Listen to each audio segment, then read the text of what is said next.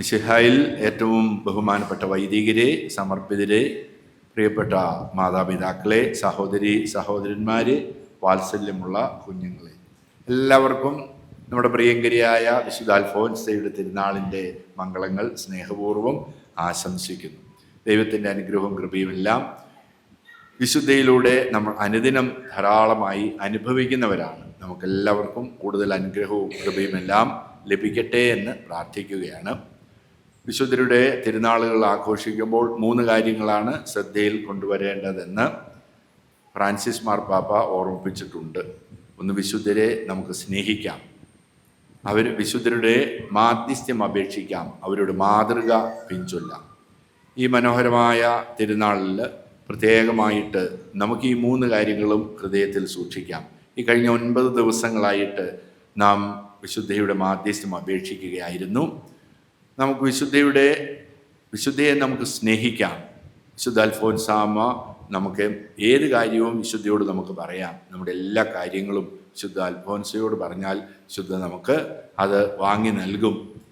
ഞാൻ ചോദിച്ച കാര്യങ്ങളൊന്നും തന്നെ എൻ്റെ ഈശോ എന്നോട് നിഷേധിച്ചിട്ടില്ല എന്ന് വിശുദ്ധ അൽഫോൻസിനെ എഴുതി വെച്ചിട്ടുണ്ട്. അങ്ങനെ വിശുദ്ധർക്കെല്ലാം ഉള്ള വലിയ അനുഭവമാണത്. ഞാൻ ചോദിച്ച കാര്യങ്ങളൊന്നും തന്നെ നിഷേധിച്ചിട്ടില്ല. അപ്പോൾ നമുക്ക് വിശുദ്ധയെ നമുക്ക് സ്നേഹിക്കാം. ആ സ്നേഹം സ്വർഗത്തിൽ നിന്ന്, ഈശോയുടെ അടുക്കൽ നിന്ന്, പിതാവായ ദൈവത്തിൻ്റെ പക്കൽ നിന്ന് ആത്മീയവും ഭൗതികവുമായിട്ടുള്ള എല്ലാ കാര്യങ്ങളും നമുക്ക് അവിടുന്ന് നൽകും. പ്രത്യേകമായി വിശുദ്ധയെ എങ്ങനെ ജീവിച്ചോ അതുപോലെ നമുക്ക് വിശുദ്ധയെ മനസ്സിലാക്കുന്നതിനും അടുത്തറിയുന്നതിനും, നമുക്കൊരു കൊച്ചുകുട്ടി അമ്മയോടെത്ര നിഷ്കളങ്കമായി സംസാരിക്കുന്നു അതുപോലെ നമുക്ക് വിശുദ്ധയെ സ്നേഹിക്കാം. വിശുദ്ധയുടെ മാധ്യസ്ഥ്യം നമുക്ക് അപേക്ഷിക്കാം. ഭൗതികവും ആത്മീയവുമായിട്ടുള്ള എത്രയോ കാര്യങ്ങൾ നമുക്കുണ്ട്. എല്ലാം ഇന്നത്തെ ഒരു ദിവസം പ്രത്യേകമായി സമർപ്പിച്ച് പ്രാർത്ഥിക്കാം. നമുക്ക് വിശുദ്ധയുടെ മാതൃക പിൻചൊല്ലുകയും ചെയ്യാം. നമ്മെ സംബന്ധിച്ചിടത്തോളം ദൈവത്തിൻ്റെ വലിയ അനുഗ്രഹവും കൃപയുമാണ് ആ വലിയൊരു മാതൃക നാം പിൻചൊല്ലുമ്പോൾ നമുക്ക് ലഭിക്കുന്നത്. നമ്മുടെ താമരശ്ശേരി രൂപത വിശുദ്ധ അൽഫോൻസയ്ക്കായിട്ട് സമർപ്പിക്കപ്പെട്ടിരിക്കുന്നതാണ്. എത്രയോ അത്ഭുതമാണ് എന്ന് നമുക്ക് എല്ലാവർക്കും അറിയാം എങ്ങനെയാണ് ആ ചരിത്രമെല്ലാം. എങ്കിലും പരിചയമില്ലാത്ത കുഞ്ഞുങ്ങൾക്ക് വേണ്ടിയും കേട്ടിട്ടില്ലാത്തവർക്ക് വേണ്ടി എല്ലാം ഒരിക്കൽ കൂടി ഞാൻ പങ്കുവെക്കുകയാണ്. നമ്മുടെ അതിരൂപതയുടെ ആദ്യത്തെ അധ്യക്ഷനായിരുന്ന സെബാസ്റ്റ്യൻ വള്ളോപ്പള്ളി പിതാവ് വിശുദ്ധ അൽഫോൻസയെ കണ്ടിട്ടുണ്ടായിരുന്നു. അവർക്ക് ആത്മീയമായ രോഗിയായിരുന്നപ്പോൾ ദിവ്യകാരുണ്യം നൽകിയിരുന്നു. അപ്പോൾ അങ്ങനെ ഒരു അടുപ്പമുണ്ടായിരുന്നു. അതുകൊണ്ട് പിന്നീട് 53-ൽ വള്ളപ്പള്ളി പിതാവ് മലബാറിലേക്ക് വന്നപ്പോഴും വിശുദ്ധ അൽഫോൻസി അപ്പോഴേക്കും പതുക്കെ പ്രശസ്തിയിലേക്ക് ഉയരാൻ തുടങ്ങിയിരുന്നു. അതുകൊണ്ട് വിശുദ്ധ അൽഫോൻസിയോട് വലിയൊരു സ്നേഹം പിതാവിനുണ്ടായിരുന്നു. എപ്പോൾ കണ്ടുമുട്ടിയാലും ഒരു പടമൊക്കെ വിശുദ്ധ അൽഫോൻസയുടെ നമുക്ക് നൽകുമായിരുന്നു. തലശ്ശേരി അതിരൂപത വിഭജിച്ച് താമരശ്ശേരി രൂപത 86-ൽ സ്ഥാപിതമാകുമ്പോൾ ആരായിരിക്കണം ഇതിൻ്റെ മധ്യസ്ഥയെന്ന് ചിന്തിക്കുമ്പോൾ അന്ന് വാഴ്ത്തപ്പെട്ടവരുടെ പദവിയിലേക്ക് ഉയർത്തപ്പെട്ടിട്ടില്ലായിരുന്നു വിശുദ്ധ അൽഫോൻസ. എങ്ങനെ സാധിക്കും? പിതാവ് വളരെ തീഷ്ണതയോടെ പ്രാർത്ഥിച്ചു. 1986 ഫെബ്രുവരി 8-ന് പിതാവിൻ്റെ പ്രാർത്ഥന സ്വർഗത്തിൽ ചെന്നു. വിശുദ്ധ ജോൺ പോൾ II മാർപ്പാപ്പ കോട്ടയത്ത് വെച്ച് വിശുദ്ധയെ വാഴ്ത്തപ്പെട്ടവളായിട്ട് പ്രഖ്യാപിച്ചു. അത് പിതാവിന് അതീവ സന്തോഷമായി. റോമിൽ നിന്ന് പ്രത്യേകമായി അനുവാദം ചോദിച്ച് 1986-ൽ ഏപ്രിൽ 28-ാം തീയതി താമരശ്ശേരി രൂപത സ്ഥാപിതമാകുമ്പോൾ നമുക്ക് നമ്മുടെ വിശുദ്ധ വാഴ്ത്തപ്പെട്ട അൽഫോൻസാമ്മ, വള്ളപ്പള്ളി പിതാവ് ആഗ്രഹിച്ചതുപോലെ, ദൈവത്തിൻ്റെ വലിയ നിശ്ചയം പോലെ നമുക്ക് ലഭിച്ച ആദ്യത്തെ മെത്രാൻ നമുക്കേവർക്കും പ്രിയങ്കരനായിരുന്ന മാർ സെബാസ്റ്റ്യൻ മങ്കുഴിക്കരി പിതാവ് സെമിനാരിയിൽ പഠിച്ചുകൊണ്ടിരിക്കുന്ന കാലഘട്ടത്തിൽ ആലുവ സെമിനാരിയിൽ പഠിക്കുമ്പോൾ വളരെ തീവ്രമായ ഒരു രോഗത്തിൻ്റെ പിടിയിലായിപ്പോയി. അങ്ങനെയുള്ള രോഗമുള്ളവരെ സെമിനാരിയിൽ പരിശീലനത്തിൽ തുടരാൻ അനുവദിക്കുകയില്ല. പക്ഷേ നമ്മൾക്കെല്ലാവർക്കും അൽഫോൻസാമ്മയോട് ഇഷ്ടമുള്ളതുപോലെ പിതാവിൻ്റെ അമ്മ റോസമ്മയ്ക്ക് വിശുദ്ധ അൽഫോൻസയോട് വലിയൊരു ഭക്തി ഉണ്ടായിരുന്നു. അതുകൊണ്ട് പ്രത്യാശ കൈവിട്ടില്ല. നല്ല അമ്മ ഈ മകനെയും കൊണ്ട്, മലമ്പനി ബാധിച്ച ഈ മകനെയും കൊണ്ട് അൽഫോൻസാമയുടെ കബറിടത്തിൽ ചെന്ന് പ്രാർത്ഥിച്ചു. അത്ഭുതകരമായിട്ട് രോഗം പൂർണ്ണമായും ഭേദമാകുകയും തിരികെ സെമിനാരിയിൽ പരിശീലനം തുടരുകയും ചെയ്തു. ആ ഒരു വ്യക്തിയാണ് നമ്മുടെ രൂപതയുടെ ആദ്യത്തെ അധ്യക്ഷനായിട്ട് നിയോഗിക്കപ്പെട്ടത്. ഉണ്ടോ, അൽഫോൻസാമ എത്രയോ താല്പര്യത്തോടു കൂടിയാണ് കാര്യങ്ങളെല്ലാം ക്രമീകരിക്കുന്നത്. അപ്പോൾ നമ്മൾ വലിയ ഭാഗ്യമുള്ളവരാണ്. നമ്മുടെ ഈ ഇടവക, പീടികപ്പാറ ഇടവകയും വിശുദ്ധ അൽഫോൻസാമ അതുപോലെ സ്നേഹിക്കുന്നുണ്ട് എന്ന് നമുക്ക് എല്ലാവർക്കും അറിയാം. നമ്മുടെ ജോസ് മേരി അച്ഛനെ പ്രത്യേകമായിട്ട് നിയോഗിക്കുകയും നമുക്കിതൊരു തീർത്ഥാടന കേന്ദ്രമായിട്ട് അതിനെ ഉയർത്തുവാനൊക്കെ അച്ഛൻ്റെ വലിയൊരു പരിശ്രമം. ഇതെല്ലാം അച്ഛൻ വെറുതെ വന്നതൊന്നുമല്ല. നമ്മുടെ പ്രിയങ്കരിയായ അൽഫോൻസാമ വിശുദ്ധ അച്ഛനെ ഇങ്ങോട്ട് അയക്കുകയായിരുന്നു. അച്ഛനെ നമുക്ക് ഈ നല്ല ദേവാലയവും അതുപോലെ മുൻപിൽ ഒരു നല്ല ഗ്രോട്ടോ എല്ലാം ഭംഗിയായിട്ട് എപ്പോൾ ഇതിലെ കടന്നു പോകുന്ന ആളുകൾക്കും കടന്നു വരാം. ധാരാളം ടൂറിസ്റ്റുകൾ കടന്നു പോകുമ്പോൾ അവരെല്ലാം ഈ ദേവാലയത്തിൽ നിന്ന് വരികയും പ്രാർത്ഥിക്കുകയും ചെയ്യും. എന്തെന്താ അത്ഭുതങ്ങളാണ് എല്ലാവർക്കും ലഭിക്കുന്നത്. അപ്പോൾ നമുക്ക് വിശുദ്ധയെ സ്നേഹിക്കാം, വിശുദ്ധയുടെ മാധ്യസ്ഥ്യം നമുക്ക് അപേക്ഷിക്കാം. നമുക്ക് ഭൗതികവും ആത്മീയവുമായിട്ടുള്ള എല്ലാ കാര്യങ്ങളും നമുക്ക് സമർപ്പിക്കാം. ഇന്നത്തെ ഒരു ദിവസം നമ്മുടെ കുടുംബത്തിന് വേണ്ടി എല്ലാം നമുക്ക് പ്രാർത്ഥിക്കാം. നമ്മുടെ രൂപതയ്ക്ക് വേണ്ടി പ്രാർത്ഥിക്കണം. നമ്മുടെ എല്ലാ പള്ളികളിലും, അത് വലിയൊരു ഭാഗ്യമല്ലേ, നമ്മുടെ എല്ലാ പള്ളികളിലും നൊവേനയൊക്കെ ചൊല്ലി ഈ 9 ദിവസവും തീഷ്ണതയോടെ പ്രാർത്ഥിച്ചുകൊണ്ടാണ് ഇരിക്കുന്നത്. അത് നമുക്ക് എത്രയോ സ്ഥാപനങ്ങളാണ് വിശുദ്ധ അൽഫോൻസയുടെ പേരിൽ നമുക്കുള്ളത്. എല്ലാം വലിയ അനുഗ്രഹമാണ്. വിശുദ്ധ അൽഫോൻസ എന്ന നാമധാരികളായ ധാരാളം പേര് നിങ്ങളുടെ കൂടെ ഉണ്ടെന്ന് എനിക്ക് ഉറപ്പുണ്ട്. അവരെല്ലാം നമുക്ക് പ്രത്യേകമായിട്ട് ഓർക്കാം. അപ്പോൾ നമുക്ക് ഈ നാളുകളിലെല്ലാം നമ്മുടെ രൂപതയ്ക്ക് ദൈവം വിശുദ്ധിയിലൂടെ മാധ്യസ്ഥ്യം വഴി നൽകുന്ന എല്ലാ അനുഗ്രഹങ്ങളും കൃപകളെ ഓർക്കാം.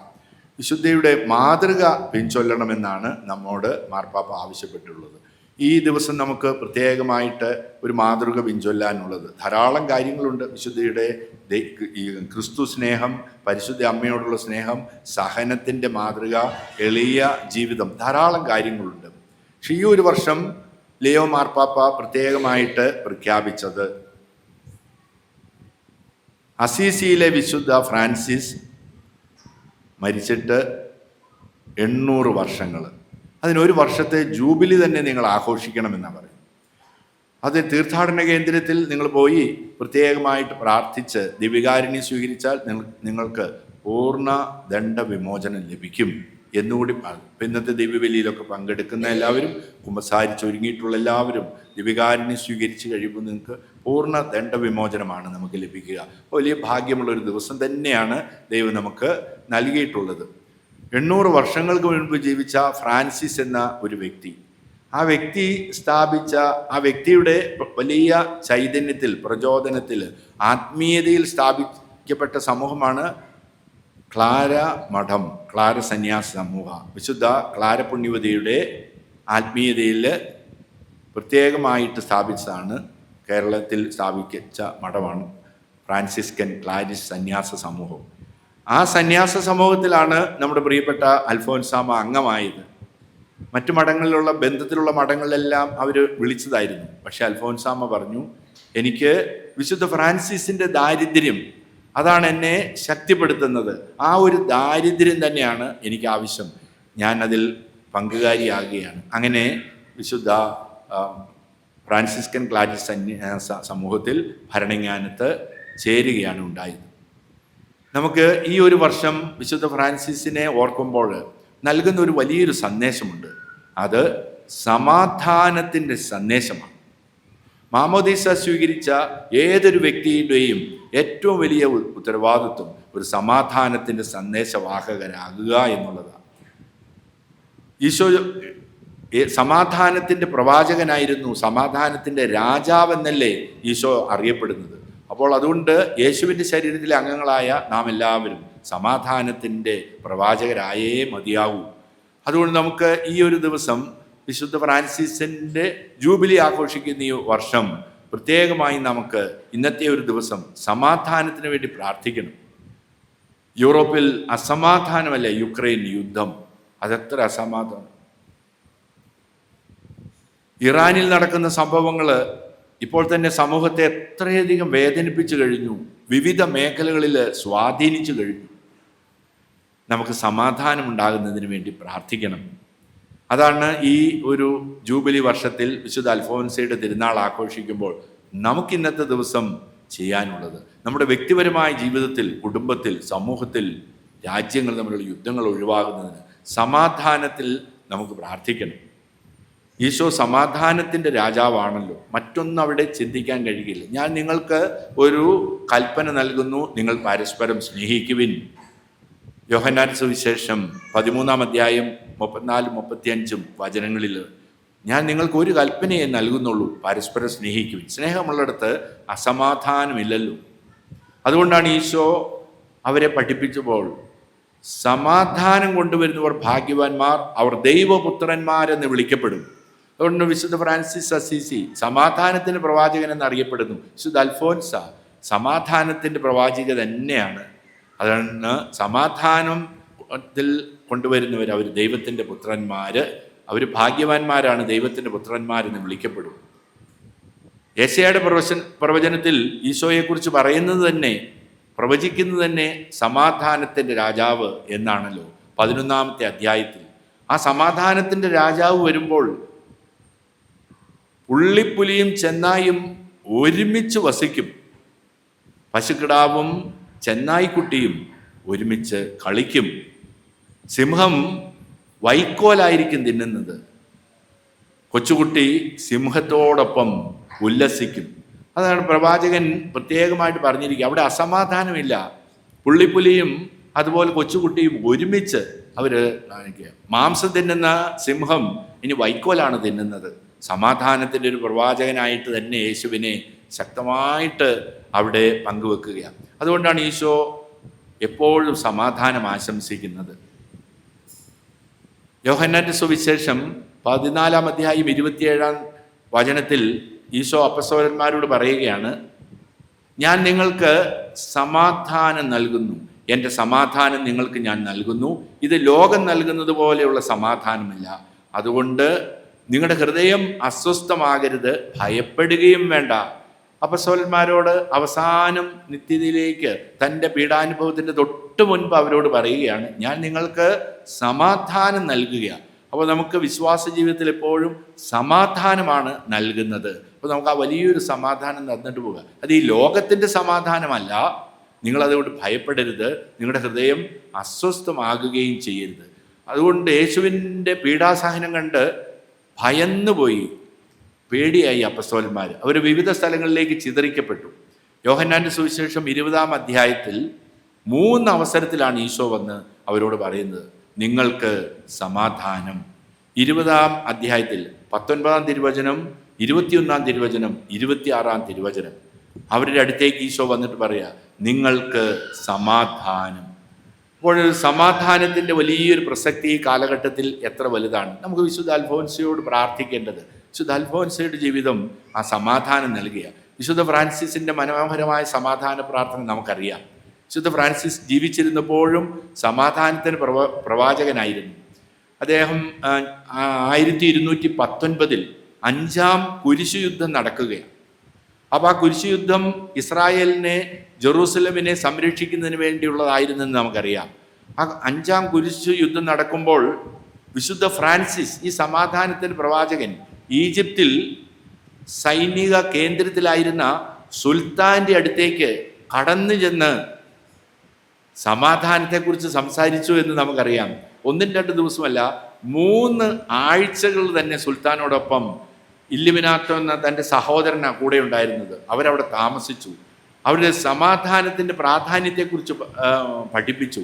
തിരികെ വന്നപ്പോൾ സഹോദരങ്ങളോട് നമുക്ക് സമാധാനം ആവശ്യമാണെന്ന് അവരെല്ലാം ബോധ്യപ്പെടുത്തുകയാണ്. അവിടെ നിന്ന് സുൽത്താൻ പോരുമ്പോൾ അവർക്ക് പ്രത്യേകമായിട്ട് ആനക്കൊമ്പിൽ തീർത്ത മനോഹരമായിട്ടുള്ള ഒരു ബ്യൂഗിൾ കൊടുത്തിരുന്നു. അത് അവർക്ക് ഏതെങ്കിലും പ്രാർത്ഥനാ സമയത്ത് ശബ്ദമുണ്ടാക്കുന്നതിന് വേണ്ടി, എല്ലാവരെയും വിളിക്കുന്നതിന് വേണ്ടി. അതൊരു സമാധാനത്തിൻ്റെ, എപ്പോഴും ഒരു ക്രിസ്ത്യാനിയാണെന്ന് കണ്ടാൽ തകർക്കാൻ വേണ്ടി നിൽക്കുന്ന സൈന്യത്തിനിടയിലൂടെ നടന്നുപോയി അതിന് നേതൃത്വം നൽകുന്ന സുൽത്താൻ്റെ അടുത്ത് പോയി 3 ആഴ്ചയോളം താമസിക്കാൻ വിശുദ്ധ ഫ്രാൻസിസിനെ കഴിയൂ. ചെന്നായി വരുമ്പോൾ സഹോദര എന്ന് വിളിക്കുന്നത് വിശുദ്ധ ഫ്രാൻസിസ്. എന്തൊരു സമാധാനത്തിൻ്റെ വലിയൊരു പ്രവാചകനാണ് വിശുദ്ധ ഫ്രാൻസിസ്. നമുക്കറിയാം അസീസിയിൽ അന്നത്തെ അവിടെയുള്ള മേയറും മെത്രാനും തമ്മിൽ ആ സ്ഥലത്തെ ഭരണകരമായ കാര്യങ്ങളെക്കുറിച്ച് ബുദ്ധിമുട്ടുണ്ടായി. ഉടനെ വിശുദ്ധൻ മനോഹരമായ കാൻഡിക്കിൾ ഓഫ് ക്രീച്ചേഴ്സ് എന്ന മനോഹരമായ കീർത്തനം തന്നെ എഴുതി അവരെ രണ്ടുപേരെയും കൂടി ഒരുമിച്ച് വിളിച്ച് അവരുടെ ആശയങ്ങളെ ഒന്നും കേൾക്കാൻ നിന്നില്ല. എന്തുകൊണ്ട് ഇവിടെ യുദ്ധം എന്നൊന്നും ചോദിക്കാനേ നിന്നില്ല. ഈ കീർത്തനം അങ്ങ് പാടിയിട്ട് സമാധാനമേ ഉള്ളൂ. പൗലോസ് അപ്പോസ്തലൻ എഫെസൂസുകാർക്ക് എഴുതിയ ലേഖനം 2-ാം അധ്യായം 19-ാം തിരുവചനം പങ്കുവച്ചു. അത് ഇപ്രകാരം പറയും: വിദൂരസ്ഥരായ നിങ്ങളോടും സമീപസ്ഥരോടും അവൻ സമാധാനം പ്രസംഗിച്ചു. അവരോട് ആ സമാധാനം, അദ്ദേഹം എഴുതിയ ഒരു കീർത്തനം അവരുടെ ഇടയിൽ വായിച്ചപ്പോഴേക്കും സമാധാനമാണ് അവർക്ക്. നമ്മുടെ പ്രിയപ്പെട്ട അൽഫോൻസ ഈ സമാധാനത്തിൻ്റെ വലിയ പ്രവാചകയായിരുന്നു ജീവിതത്തിൽ മുഴുവനും എന്ന് നമുക്കറിയാം. തൻ്റെ വളർത്തമ്മ പലപ്പോഴും തനിക്ക് എതിരായിട്ടുള്ള കാര്യങ്ങളും തന്നെ ശിക്ഷണത്തിൽ കാർക്കശ്യമൊക്കെ ഉണ്ടായിരുന്നപ്പോൾ അൽഫോൻസാമ്മ എന്താ ചെയ്തതെന്ന് നമുക്കറിയാം. അതിൻ്റെ പിന്നിലെല്ലാം ദൈവത്തിൻ്റെ മനോഹരമായ പദ്ധതി കണ്ട് അവിടെ യുദ്ധത്തിലേക്ക് ഇറങ്ങി പുറപ്പെട്ടില്ല, പിണക്കത്തിലേക്ക് പോയില്ല, സ്നേഹത്തോടെയാണ്. താൻ രോഗിയായിരുന്നപ്പോൾ മഠത്തിൽ പലപ്പോഴും മറ്റുള്ളവരെ കുറ്റപ്പെടുത്തുമായിരുന്നു. ഇത്ര ചെറുപ്പത്തിലെ ഒരാൾ രോഗിയായാൽ ഇതൊക്കെ അഭിനയമാണ്, മാനസിക രോഗമാണ്, ഇങ്ങനെ പലപ്പോഴും കുറ്റപ്പെടുത്തപ്പെട്ടപ്പോഴും അവരോടെല്ലാം സ്നേഹത്തോടെ സമാധാനത്തിൻ്റെ പ്രവാചകയാകാനാണ് അൽഫോൻസാമ്മയ്ക്ക് സാധിച്ചത്. തന്നെ ശുശ്രൂഷിക്കുന്ന സഹോദരിയോട് അനങ്ങാൻ സാധിക്കുന്നില്ല, കടുത്ത പനി, വളരെയധികം ബുദ്ധിമുട്ട്. അപ്പോൾ ശരീരമെല്ലാം മൃദുലമായി. ചൂടുള്ള വെള്ളം തരാൻ ആവശ്യപ്പെട്ടു. ആ ചൂടുള്ള വെള്ളം കൊണ്ടുവന്ന സഹോദരി ശ്രദ്ധയില്ലാതെ അത് കാലിൽ വീണു. അത്ര മൃദുലമായ ശരീരമായതുകൊണ്ട് അത് പൊള്ളി കഴിയുമ്പോൾ എത്രയോ വേദന. ഉടൻ തന്നെ അവിടെ ഉണ്ടായിരുന്നൊരു വിശറി എടുത്ത് ആ സഹോദരി അതിനെ വീശാൻ തുടങ്ങിയപ്പോൾ ആ മുറിവേറ്റ ഭാഗത്ത് തന്നെ ആ വിശറി തൊട്ടു. അപ്പോൾ അൽഫോൻസാമ്മ നിലവിളിച്ചു പോയി. അത് വന്ന് മറ്റൊരു സഹോദരി കേട്ടപ്പോൾ എന്താണ് ഇവിടെ സംഭവിച്ചത്? അപ്പോൾ വിശുദ്ധ അൽഫോൻസാമ്മ പറയുകയാണ്, ഒന്നും സംഭവിച്ചിട്ടില്ല, അബദ്ധത്തിൽ ഇങ്ങനെയൊന്നും സംഭവിച്ചു പോയി, അത് ആർക്കും സംഭവിക്കാവുന്നതാണല്ലോ. അത്തരം ഒരു അവസരത്തിൽ കുറ്റപ്പെടുത്താം, ഒരു യുദ്ധത്തിൻ്റെ പുതിയ മുഖം വേണമെങ്കിൽ തുറക്കാം. പക്ഷേ ഒരിക്കലും അൽഫോൻസാമ്മ തുറക്കുകയില്ല. കാരണം എന്താണ്? അവർ സമാധാനത്തിൻ്റെ പ്രവാചികയായിരുന്നു. അവരുടെ ജീവിതം മുഴുവനും പരിശോധിച്ചാൽ വ്യത്യസ്തമായ അവസരങ്ങളിലെല്ലാം തന്നെ അവർ എപ്പോഴും ഇതുപോലെ വേദനിക്കുന്ന അവസരവും ആരെയും കുറ്റപ്പെടുത്താതെ എല്ലാവരെയും സ്നേഹത്തോടു കൂടി ചേർത്ത് നിർത്തി നമുക്ക് വലിയ പാഠം നൽകി പ്രവാചിക. നമുക്ക് ഈ ഒരു ദിവസം നമുക്കെല്ലാവർക്കും സമാധാനത്തിൻ്റെ പ്രവാചകരാകണം. അതാണ് അൽഫോൻസായിൽ നിന്ന് നമുക്ക് ഈ ജൂബിലി വർഷത്തിൽ വിശുദ്ധ അൽഫോൻസ് നമ്മോട് ആവശ്യപ്പെടുന്നു. നമ്മുടെ വ്യക്തിപരമായ ജീവിതത്തിൽ, നമ്മുടെ കുടുംബ ജീവിതം, നാം ജീവിക്കുന്ന സമൂഹത്തിൽ എനിക്ക് ആരോടെങ്കിലും വിരോധമുണ്ടോ, വിദ്വേഷമുണ്ടോ, വെറുപ്പുണ്ടോ? വിശുദ്ധ അൽഫോൻസയോട് പ്രാർത്ഥിക്കണം. വിശുദ്ധ അൽഫോൻസാമേ, ഈ ജൂബിലി വർഷത്തിൽ ഞങ്ങൾ പ്രാർത്ഥിക്കുന്നു, സമാധാനത്തിന് പ്രവാചകരാകാനുള്ള കൃപ ഞങ്ങൾക്ക് നൽകണമേ എന്ന് നമുക്ക് പ്രാർത്ഥിക്കാം. ഈ മനോഹരമായ ദിവസം നമുക്കായിട്ടെല്ലാം ഒരുക്കി തരുന്ന നമ്മുടെ പ്രിയപ്പെട്ട പ്രിൻസച്ചൻ വളരെയധികം കഷ്ടപ്പെട്ടിട്ടുണ്ട്. അച്ഛനോടൊപ്പം കൈക്കാരന്മാരും മറ്റ് സഹോദരങ്ങളും നിങ്ങളെല്ലാവരും തന്നെ ഞങ്ങളെല്ലാവരും ഇവിടെ വിളിച്ചു ചേർത്ത് ഈ ദിവസങ്ങളെല്ലാം ഭംഗിയാക്കി ഞങ്ങൾക്കായിട്ട് ഇനി നേർച്ച ഭക്ഷണവും എല്ലാം ക്രമീകരിച്ചു. നിങ്ങളോടുള്ള പ്രിയപ്പെട്ട പ്രിൻസച്ചനോടും സഹോദരങ്ങളോടും ഉള്ള ഞങ്ങളുടെ കൃതജ്ഞത ഞങ്ങൾ ഈ അവസരത്തിൽ എല്ലാവരുടെയും പേരിൽ പങ്കുവെക്കുകയാണ്. നമുക്ക് പ്രത്യേകമായിട്ട് നമ്മുടെ പീടികപ്പാറ ഇടവകയ്ക്ക് വേണ്ടിയും പ്രിയപ്പെട്ട വികാരിച്ചിന് വേണ്ടിയും സഹപ്രവർത്തകർക്ക് വേണ്ടി പ്രാർത്ഥിക്കാം. നമ്മുടെ കുടുംബങ്ങളെല്ലാം സമർപ്പിക്കാം. വിശുദ്ധിയുടെ മാധ്യസ്ഥ്യം നമുക്ക് അപേക്ഷിക്കാം. നമുക്ക് സമാധാന പ്രാർത്ഥന, മനോഹരമായ സമാധാന പ്രാർത്ഥന നമുക്ക് നിരന്തരം ആവർത്തിച്ച് നമ്മൾ സമാധാനത്തിന് പ്രവാചകരാകാം. എത്രയും വേഗം മിഡിൽ ഈസ്റ്റിലെ യുദ്ധം അവസാനിക്കണം, യൂറോപ്പിലെ യുദ്ധം അവസാനിക്കണം. നമുക്ക് ഈ ദിവസം സമാധാനത്തിന് വേണ്ടി പ്രാർത്ഥിക്കാം. കർത്താവേ, അങ്ങനെ ഒരു സമാധാനത്തിൻ്റെ ഉപകരണമാക്കണമേ. വിദ്വേഷമുള്ളിടത്ത് സ്നേഹവും, ദ്രോഹമുള്ളിടത്ത് ക്ഷമയും, സന്ദേഹമുള്ളിടത്ത് വിശ്വാസവും, നിരാശയുള്ളിടത്ത് പ്രത്യാശയും, അന്ധകാരമുള്ളിടത്ത് പ്രകാശവും, സന്താപമുള്ളിടത്ത് സന്തോഷവും ഞാൻ വിതയ്ക്കട്ടെ. ഓ ദിവ്യനാഥ, ആശ്വസിപ്പിക്കപ്പെടുന്നതിനേക്കാൾ ആശ്വസിപ്പിക്കുവാനും മനസ്സിലാക്കപ്പെടുന്നതിനേക്കാൾ മനസ്സിലാക്കുവാനും സ്നേഹിക്കപ്പെടുന്നതിനേക്കാൾ സ്നേഹിക്കുവാനും എനിക്കിടയാകട്ടെ. എന്തുകൊണ്ടെന്നാൽ കൊടുക്കുമ്പോഴാണ് ലഭിക്കുന്നത്, ക്ഷമിക്കുമ്പോഴാണ് ക്ഷമിക്കപ്പെടുന്നത്, മരിക്കുമ്പോഴാണ് നിത്യജീവനിലേക്ക് പ്രവേശിക്കുന്നത്. സമാധാനത്തിൻ്റെ ഈ വലിയ പ്രവാചകൻ വിശുദ്ധ അൽഫോൻസിയുടെ തിരുനാൾ ദിവസം നമുക്കായിട്ട് നൽകുന്ന ഈ സമാധാന പ്രാർത്ഥനയുടെ കാതൽ ഉൾക്കൊണ്ടുകൊണ്ട് നമുക്ക് ഓരോരുത്തർക്കും ജീവിത മേഖലകളിൽ സമാധാനത്തിൻ്റെ പ്രവാചകരായിത്തീരാൻ, വിശുദ്ധ അൽഫോൻസാമയെ പോലെ ആയിത്തീരാൻ ഞങ്ങൾക്ക് അനുഗ്രഹം നൽകണമേ എന്ന് നമുക്ക് പ്രത്യേകമായിട്ട് പ്രാർത്ഥിക്കാം. നമ്മുടെ എല്ലാ നിയോഗങ്ങളും നമുക്ക് സമർപ്പിക്കാം. ദൈവത്തിൻ്റെ നാമത്തിന് മഹത്വം ഉണ്ടാകട്ടെ.